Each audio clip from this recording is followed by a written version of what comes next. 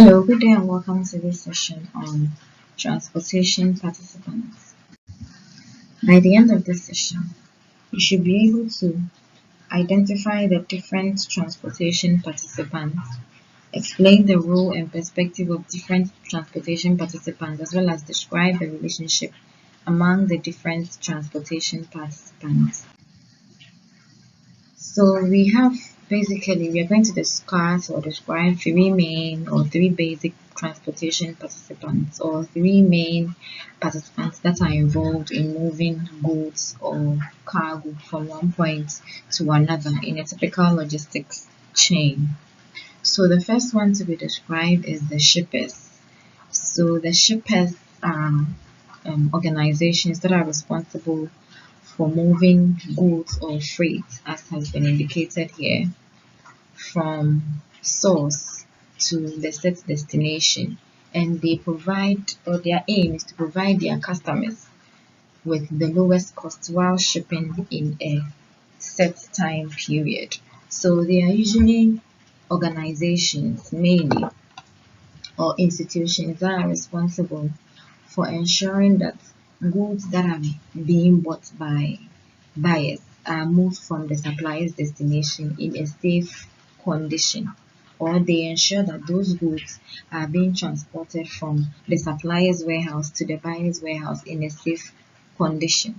So that is the responsibility of the shippers, and that is the role that they play in a typical logistics chain or in a typical supply chain. Then the second participant is the carriers. So the carriers are the ones that use the main modes of transportation to move goods from one point to another. So in simple terms, you can say that the carriers are sometimes owned by the shippers because the shippers are those who are responsible for moving the goods from one point to another. So these shippers could own the carrier or they could own the means of moving. So if which is not always the case because sometimes the shippers are third party organizations who sometimes consult carriers to move goods from one point to another. So as shippers are responsible for moving or for ensuring that the goods are moved from one point to another, the carriers are those that are actually involved in moving the goods from one point to another, and they either use road, rails, air, or any other modes of transportation that is available to them. And then the third participant that is discussed here is the government. So the government's role in transportation or in logistics is that they ensure that the carriers especially have the available means of moving the cargo or the freight that they intend to move. So they provide social services, they provide tax services, they ensure that the roads, the rails, and port facilities are in good shape for the goods to be moved effectively and efficiently from one point to another. So that is the role of government in transportation. And they also ensure that as the carriers are moving the goods from one point to another, they are reducing or avoiding emissions in their supply chain, and they are adopting the most sustainable means of transport as much as possible, thereby protecting people and the environment in which they operate in. So we are now going to look at the roles and perspectives of these transportation participants.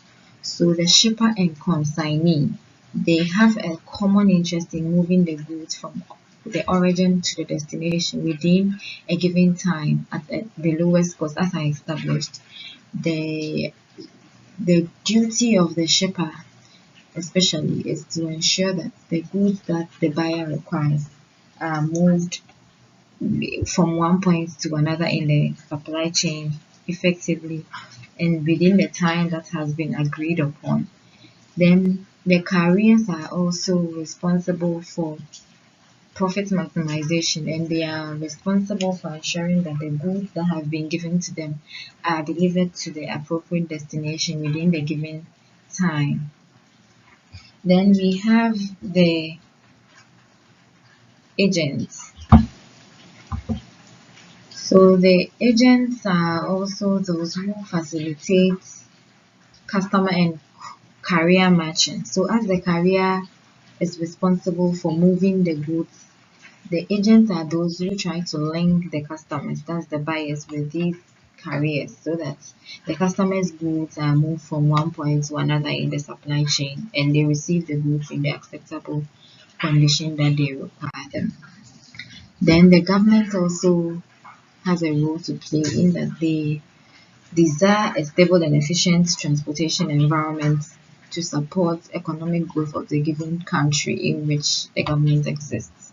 So they are responsible for implementing tax laws, they are responsible for regulating transportation, and they ensure that transportation is done by protecting the people in the country and then by also protecting the economic growth of the given country.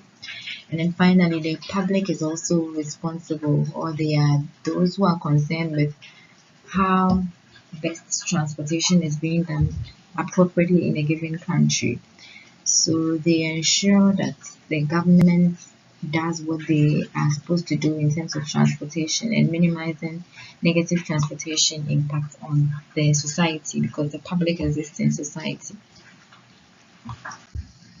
So these are the interrelationships that exist between the various transportation participants. So the shipper, as I said, is responsible for moving the goods from the point of source to the receiver or to the buyer.